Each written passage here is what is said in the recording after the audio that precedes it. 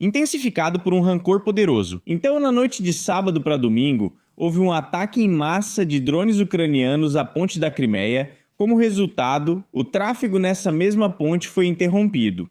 E esse, provavelmente, foi o maior acontecimento daquela noite. Aqui temos confirmações, tanto de observadores quanto de pessoas que moram lá. Informam que após ataque de drones, o tráfego na ponte da Crimeia foi interrompido, segundo quem monitora a ponte. O tráfego de veículos, segundo a mensagem sobre a ponte da Crimeia, está temporariamente interrompido. Pedimos àqueles que estão lá e na área de inspeção que mantenham a calma e sigam as instruções dos funcionários de segurança de transporte.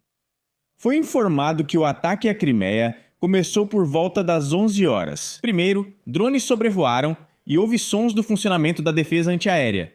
E alguns minutos depois, Simferopol foi atingida. Simferopol sofreu uma forte explosão, ou seja, não está acontecendo apenas um ataque à Crimeia, à ponte da Crimeia, mas também à própria Crimeia. Há também vídeos como confirmação. Alguns alvos estão sendo ativamente atacados aqui e, novamente, a confirmação direta de testemunhas.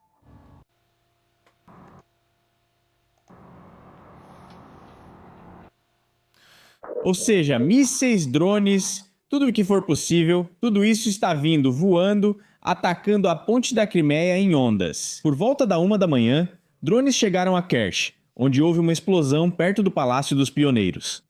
Depois ocorreram mais 10 explosões, mas no geral, a ponte da Crimeia foi bloqueada. Agora, como eu disse antes, embora tenha havido indignação lá, aliás, eu nem sei por quê, porque, bem, logicamente falando, está claro que, se ao redor da Crimeia é feito um bloqueio logístico e resta apenas uma linha de abastecimento pela ponte da Crimeia, então, muito provavelmente, haverá um ataque a essa ponte. Agora já está sendo testada a possibilidade de um ataque assim. Novamente, essa artéria está sendo deixada, digamos assim, e é nela que muito provavelmente será desferido o ataque. Talvez não, mas de qualquer forma, do ponto de vista lógico, e ainda mais do ponto de vista militar, isso parece bastante provável.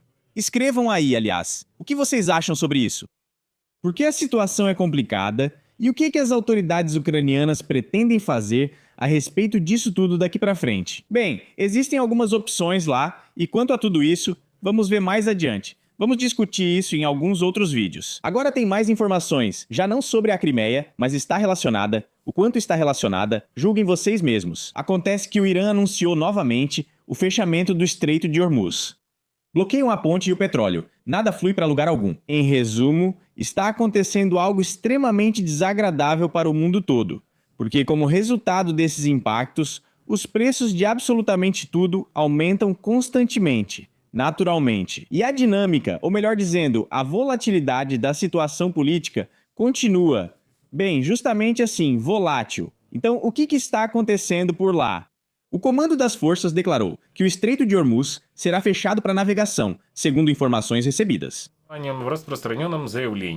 O Comando Central do Exército Iraniano anunciou no sábado o fechamento do estratégico Estreito de Hormuz, após ataques israelenses no sul do Líbano. Trump já conversou com as autoridades israelenses e conversou por telefone com declarações bastante contundentes, expressando sua indignação em relação à liderança de Israel. Mas isso não adiantou. Israel segue sua própria linha. Assim, dois aliados não se tornaram exatamente inimigos. Mas mesmo assim, agora de um lado da balança estão os interesses dos Estados Unidos e do outro lado estão os interesses de Israel. Israel não quer parar o processo de ataque ao Irã. E para os Estados Unidos, é extremamente vantajoso parar tudo isso agora, antes que a situação piore ainda mais. Hoje mesmo eu li um artigo dizendo que, para Trump, mesmo com todas essas perdas na guerra, e com a informação de que serão gastos cerca de 300 bilhões de dólares para reconstruir a infraestrutura do Irã, ainda assim isso é mais vantajoso para ele. Continuar a guerra, pois quanto mais tempo passa, pior fica. E não afeta. O preço do petróleo está subindo, e sobre Trump, alguns países já estão até tirando sarro dele abertamente. E da parte da União Europeia também há perplexidade. Tipo, o que vocês estão fazendo sério mesmo? Ou seja, inicialmente essa guerrinha era para ser vitoriosa. E de novo, em 3 dias, tipo Teherã em 3 dias. No final das contas não deu em nada, e aí sim o Irã mostrou do que é capaz. Aqui realmente não foi uma resposta espelhada. Houve uma reação, e no final os Estados Unidos, pode-se dizer, perderam politicamente e economicamente Tanto dinheiro investido lá, e agora o Irã diz: sim, vamos destruir, ou melhor, diluir nossas reservas nucleares. Agora lá há urânio enriquecido. Eles dizem: vamos diluí-lo e no final isso fica só no nível das promessas. Talvez assinem alguns documentos, até com canetas douradas, mas mesmo assim, tente verificar se realmente diluíram as 45 toneladas ou quanto o Irã possui. Agora tem urânio concentrado ou não, mas no geral, tudo isso está sendo feito de qualquer jeito, sem muita firmeza. Quanto ao Irã, ele diz, em resposta aos bombardeios contra o Irã, que bloquear o Estreito de Hormuz é a primeira medida. E essa é a resposta às violações por parte do inimigo. Caso a agressão continue, medidas adicionais serão planejadas e implementadas para obrigá-lo a cumprir suas obrigações. Isso é afirmado na declaração do Irã. Ou seja, a guerra continua, e lá o Trump declara que dentro de 60 dias, se o Irã não parar com sua guerra, então nós vamos agir.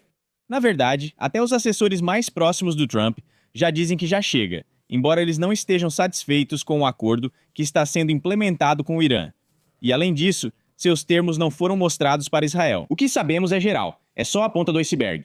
E embaixo há muito mais, é como no acordo sobre metais de terras raras com a Ucrânia. A gente meio que sabe o que deveria ter lá, algum dinheiro é distribuído, alguns fundos, mas lá tudo é realmente muito mais profundo. E dificilmente alguém entre as pessoas comuns vai saber nos próximos meses o destino desse acordo e o que deve ser transferido da Ucrânia para os Estados Unidos. Pelo visto, vão transferir muita coisa lá.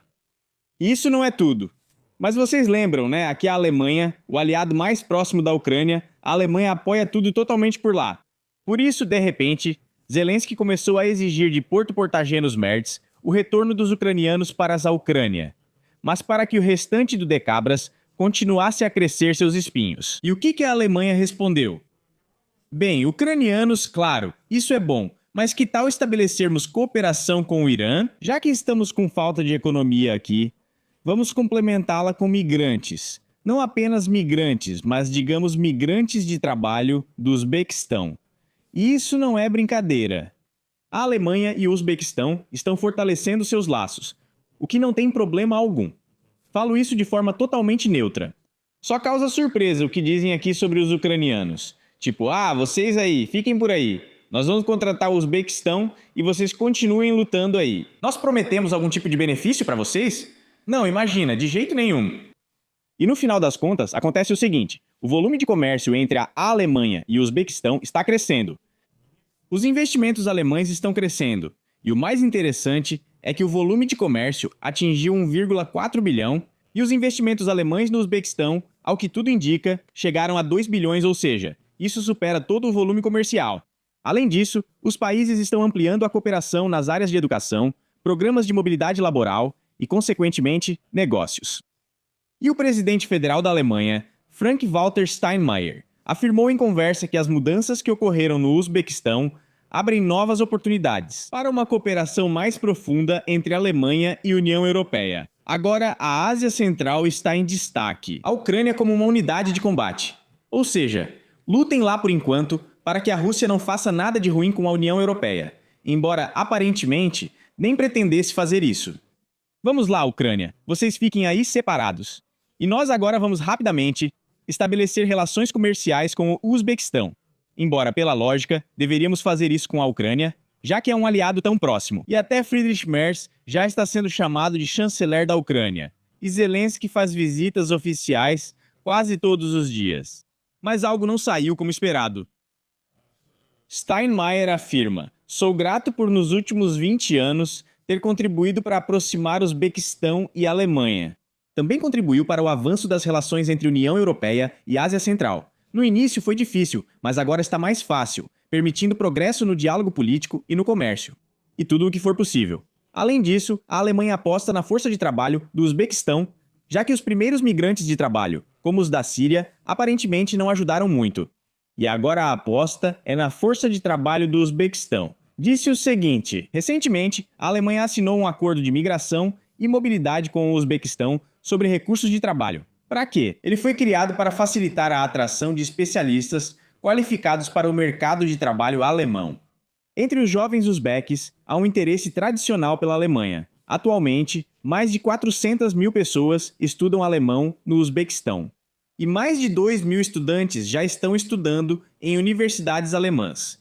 Agora, esses dois presidentes dos dois países estão plantando um pinheirinhos. Os líderes apoiaram realizar em Tashkent o segundo Fórum de Universidades e o terceiro Fórum Médico Uzbek Alemão. Enquanto isso, a Ucrânia está em guerra. É preciso lutar. O que o Uzbequistão deve fazer? E isso não é tudo. Biden ainda tem... Não é Biden, meu Deus, é Trump, mas toda hora chamam ele de Biden.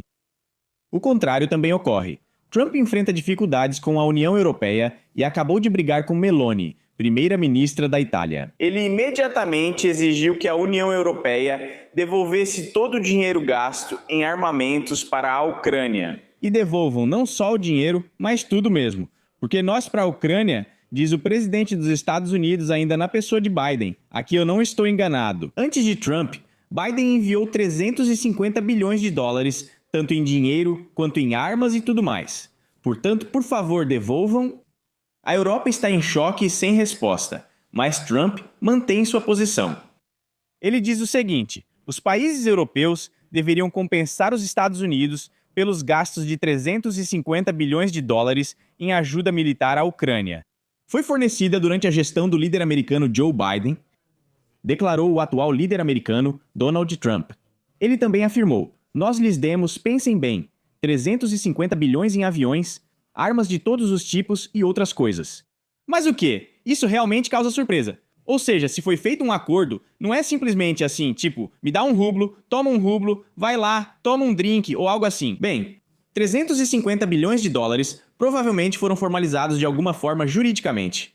Se sim, é preciso agir de acordo com os termos desse contrato. Se não, bem, sem nada por escrito, sabe? Entende? Todos nós somos insignificantes. Ou seja, um contrato, se ele não existe ou existe apenas verbalmente, especialmente em nível estatal, isso não significa nada. Bem, deram e deram, então obrigado. Vamos continuar trabalhando com esses 350 bilhões. Muito obrigado ao Biden e agora ao Trump e a todos os outros. Estão surgindo exigências estranhas do Trump. O Trump também declarou que não há prestação de contas adequada sobre a ajuda americana à Ucrânia e avaliou a contribuição dos Estados Unidos em mais de 300 bilhões, a Europa deu 100 bilhões e depois declarou que os Estados Unidos já gastaram 350 bilhões. E chamou Zelensky de um excelente vendedor que convenceu Biden. Bem, eu acho que está na hora de fazer um filme ou uma série junto com Zelensky, onde tudo isso seja contado, revelado e os véus sejam levantados. Além disso, do lado dos Estados Unidos, há insatisfação com o próprio Zelensky. De repente, o ministro das Finanças Bessent disse a Zelensky que ele não deveria ser recebido na Casa Branca. Ele supostamente tentou convencer Donald Trump a não receber Zelensky na Casa Branca. Além disso, criticou duramente o presidente ucraniano e fez comentários sobre ele. Ele o chamava, aparentemente, de Mr. Bean sob efeito de várias coisas. Enfim, aqui há muitos insultos diferentes. Muitos insultos vindos do ministro das Finanças. Antes da primeira visita de Zelensky a Washington, Scott Bessent e membros da Casa Branca temiam que o encontro resultasse em conflito e estavam certos em se preocupar. E foi exatamente isso que ocorreu. Realmente houve um conflito. E naquela ocasião, lembro que Zelensky foi praticamente expulso da Casa Branca de mãos vazias, tanto no sentido literal quanto no figurado. Ou seja, nem sequer deixaram ele comer. Disseram: desculpe, até logo, somos seus amigos, mas o almoço vamos deixar para os nossos. Perfeito. E agora, de modo geral, vocês podem ver como o mundo já entrou numa fase de instabilidade tão evidente quanto possível. Ou seja, imaginar um mundo mais instável. Só talvez depois de uma guerra nuclear. Agora, na Europa, não há uma posição unificada. Na verdade, nem mesmo existe um serviço diplomático unificado por lá. Porque Kaja Kallas já estão planejando demitir. Dizem que ela fica falando das suas coisas, queria dizer, de assuntos femininos, do que é importante para ela, e não se orienta pela opinião dos outros membros. Ou seja, dos próprios membros da União Europeia. Ela simplesmente expressa sua própria opinião, uma ideia universal, humana, e encara essa opinião como a autoridade máxima. O presidente dos Estados Unidos não se dá bem com a Europa e Melania também não tem boa relação com os Estados Unidos. Com tanta confusão, como vão negociar a paz? Quem vai firmar esses acordos? Quem vai assiná-los? Isso é um absurdo, sinceramente.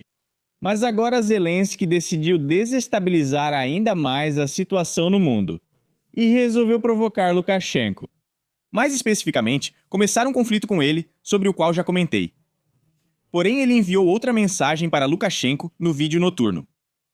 Ele declarou o seguinte: "Nós sabemos sobre cada fábrica", disse Zelensky, e afirmou que Belarus está sendo arrastada para a guerra da Rússia. Ele disse que as forças armadas da Ucrânia conhecem 4 retransmissores na Bielorrússia. Segundo Zelensky, eles ajudam os drones kamikaze Shahed a atacar as regiões do norte da Ucrânia. Aqui tem uma selfie completa, muita coisa mesmo. Vamos ouvir, mas claro que não por 5 minutos. Ele diz o seguinte: sobre Belarus, há tempo para desmontar esse equipamento, ou seja, os retransmissores, e também sabemos, ou seja, Zelensky, sobre cada fábrica em Belarus que serve à Rússia. Fico curioso, uma fábrica de sorvete que produz sorvete e, consequentemente, o envia para diferentes países, ela trabalha para a Rússia? Ou seja, se um russo, por exemplo, consumir o sorvete bielorrusso ou o leite condensado Rogachev, isso é visto como trabalhar para a Rússia? É preciso descobrir isso e também fazer uma degustação dessas empresas para depois mais ou menos punir. Então a Ucrânia diz que não quer isso, não quer envolver Belarus na guerra, mas nós de fato avisamos a liderança de Belarus que influencia os respectivos acontecimentos. Agora falam de um ataque vindo de Belarus, mas antes disso eu já tinha feito um vídeo sobre o tema. O próprio Zelensky afirmou que se não removerem os retransmissores na fronteira de Belarus com a Ucrânia, ele punirá de várias formas, ressaltando que não é uma ameaça de guerra, mas admitiu não entender. Talvez vocês entendam, caros espectadores, então escrevam nos comentários. Talvez o Ministério das Perguntas Retóricas possa nos ajudar a entender. Tudo é possível. E agora vamos chamar os líderes poderosos, que com certeza vão nos ajudar a entender tudo. E o primeiro que vamos enviar para apoiar os líderes é esse personagem, Tuku, que dança a música, Toki Natako. Vitória para vocês, vitória para vocês, vitória para vocês, vitória para vocês. Não deu certo. Sim, ainda não há vitória, apesar de ela ser anunciada regularmente e de ambos os lados. Mas agora vamos ver o que está acontecendo. Por exemplo, temos um exemplo marcante de Pobrotin, que afirmou que não há medo na guerra. Uma barba dessas, claro, também pode ser deixada crescer na guerra sem nenhum problema. Bem, você fica rastejando por aí com essa barba e ela cresce sozinha. E, onde está a televisão? Aqui. Ele conta que na guerra não é assustador e tudo mais. Isso foi só ontem, ou melhor, no vídeo eu mostrei, sim, ontem, como 2 desses barbeiros fantasiados contavam que morrer não é assustador. E depois eles mesmos admitiram que a última vez que pegaram uma arma de fogo foi em 2022. E eles mesmos estão em algum lugar perto de Kiev, lançam esses drones remotamente e ficam dizendo para todo mundo ir para a guerra. É como eu mostrei, por exemplo, no meu canal do Telegram, tem uma certa cantora, aquela que se chama Aliona. Bom, deve ter um cantor chamado Vassia, e essa é a Aliona. E essa garota então, onde está aqui o nosso canal do Telegram? Aqui, ela declara que é preciso fazer algo para evitar problemas por parte do TTSK. Deixa eu pensar, como é mesmo o nome disso? Essa palavra sumiu da minha cabeça. Bem, resumindo, para evitar mau comportamento e não provocar o TTSK, você pode se alistar voluntariamente no exército. Por quê? Essa garota vai voluntariamente para o exército. Algo difícil de entender, mas deve ter um motivo. Provavelmente, as amigas tentam convencê-la a ficar, dizendo que ela faz falta e lembrando que canta rap. Aliás, é um rapzinho, gata. Ah, e isso aparentemente é muito valioso para o Estado ucraniano, mas na verdade não é. Bem, vamos dar uma olhada nisso aqui. Seria o lobo lenhador do Canadá? Já houve casos de pessoas vindo sozinhas. Sorriram um para o outro, simplesmente maravilhoso. Compreensão mútua no máximo. Recentemente, uma garota de 20 anos se juntou a nós. E se juntou aonde? Ela entrou no carro? Existem esses programas de TV, desculpe a expressão, e filmes em que pegam uma garota na estrada e depois acontece de tudo. Eu não sei, sinceramente, o que ele quer dizer. Aonde essa moça foi se juntar? Aliás, essa garota ruiva, que está sentada em cima, quero dizer, acima do camarada ruivo, ela já foi apresentadora de um programa com conteúdo erótico. Tudo bem, surgem vários pensamentos aqui, claro, sobre o que eles estão falando e o que está acontecendo. Por algum motivo, essa menininha pequena e quieta nunca fala nada. Bem, isso, claro, não é a Aliona, repito, claro. Se for pequena e frágil, isso não é sobre ela. Que pena, a Aliona poderia se juntar àquele viking ruivo de barba. Agora sou um verdadeiro guerreiro, você. Tipo, meu Deus, quando é que vocês vão parar de usar essa palavra ridícula, tipo? Ela foi para a posição, simplesmente mandou bem. Ninguém esperava que uma garota tão delicada tivesse um caráter tão forte. Ou seja, quando as pessoas têm caráter. Ou seja, quando as pessoas... Pessoa. Então o que ela fez? No exército, claro, é preciso ter caráter. Mas se você vai pra batalha, então o que ela fez? Ela saiu e começou a gritar com todo mundo, ou o quê? Ou ela ficou firme no lugar, mostrando seu caráter, ou o que ela fez? Ela rastejava com força pela trincheira. Quando a pessoa sente medo, aí é que pode mostrar o resultado do trabalho, justamente do sargento. O que ele quis dizer? Não entendi. Por que deixaram ele entrar? Era melhor ele cuidar da barba do que fazer esse tipo de apresentação caótica. Moça, personalidade, algum sargento, o que está acontecendo afinal? Sério? Mas tem outro também. Um irmão cossaco, desse jeito aqui. Esse parece mais um maloqueiro e fala de todo tipo de coisa. E você, sim, também tem que ir se provar na guerra. Ele diz. Parece que ele já entornou umas garrafas na porta do prédio na época. Então pensou, preciso ir pra guerra. Talvez lá seja melhor. Ir, tem que tentar. Porque ficar sentado, se escondendo bem... Isso não leva a nada. Isso é ucraniano ou russo, que está proibido. O que está acontecendo? Onde isso vai dar? Não dá pra se esconder sempre. Gennady está nos contando, por algum motivo de capacete, sentado no bunker, que não vai se esconder a vida toda. É claro que Gennady, com o rosto cansado, acredita firmemente que não dá para se esconder para sempre. Mas será que é possível ficar sempre sob o capacete? E por que ele usa colete à prova de balas? O que está acontecendo? No bunker, realmente não entendo nada. Mais um. Isso nem parece mais bunker, é claramente um estúdio. Em Kiev, o jovem apoia uma mão na mesa. Não dá pra saber o que faz com a outra, mas seu rosto feliz mostra que está gostando. Se você fez de um Stormtrooper um viado, vai ser um soldado de assalto. Precisamos de pessoas diferentes da realidade.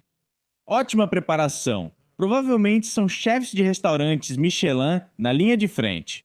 Entendi, com especialidades diferentes. Não me arrependo nem peço desculpas por ter ido lá de capacete. Me orgulho disso. Nem tudo é como dizem, há muitos boatos. A família falou. Precisa. Precisa de você. Tão exaustos assim, não sei. Especialmente esse personagem.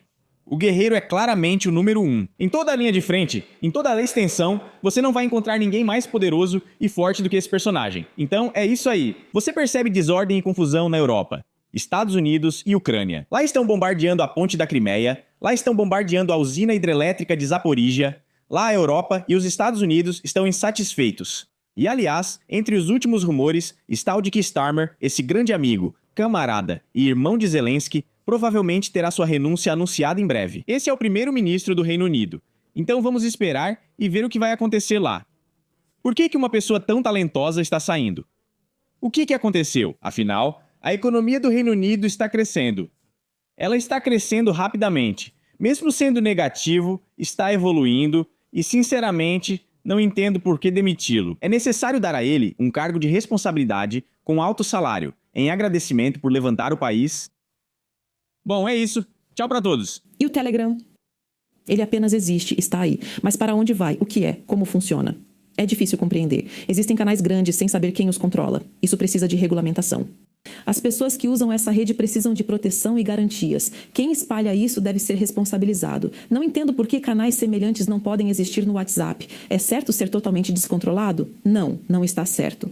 E eu realmente não gosto quando até alguns dos meus amigos dizem: ah, facas são perigosas porque podem matar, vamos proibir todas as facas. Elas precisam ser controladas de alguma forma.